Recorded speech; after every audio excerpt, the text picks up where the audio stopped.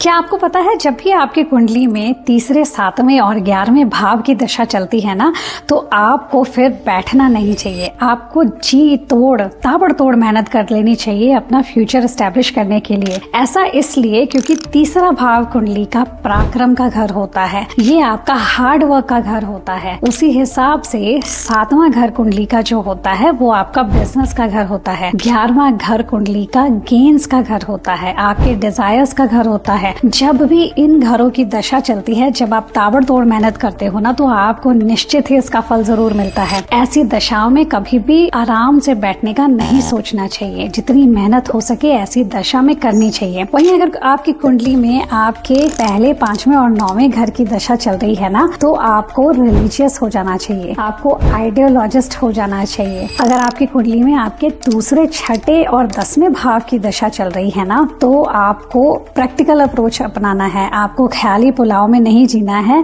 आपको realistic world में जीना है। जो भी चीजें चल रही हैं, जो हैंडल कर सकते हो, बस उसी चीज में फोकस करना है। इधर उधर उस टाइम पे ज्यादा भाग दौड़ के लिए नहीं करना है। उसका मतलब ये नहीं है कि आप आराम से बैठ जाइए, काम ना कीजिए। उसका मतलब ये है कि जैसे जब 7वें घर की दशा चलेगी, तीसरे घर की चलेगी, 11वें घर की चलेगी, तो आप अगर एक्सपेरिमेंट कर रहे हो बिजनेस को लेके, कुछ नए वेंचर्स कर रहे हो, तो उस टाइम पे वो वेंचर्स फुलफिल होना थोड़ा सा प्रॉमिसिंग हो जाता है। Again terms and conditions apply, जैसे मैं हमेशा बोलती हूँ। लेकिन जब दूसरे, छठे और 10वें घर की दशा चलती है ना, प्रैक्टिकल अप्रोच ही काम आता है। रिलेट किया है तो कमेंट सेक्शन में जरूर लिख के बताइएगा। इसको डिटेल में समझना है तो भी बताइएगा, अगली वीडियोस के लिए लेके आऊंगी। जय श्री राम।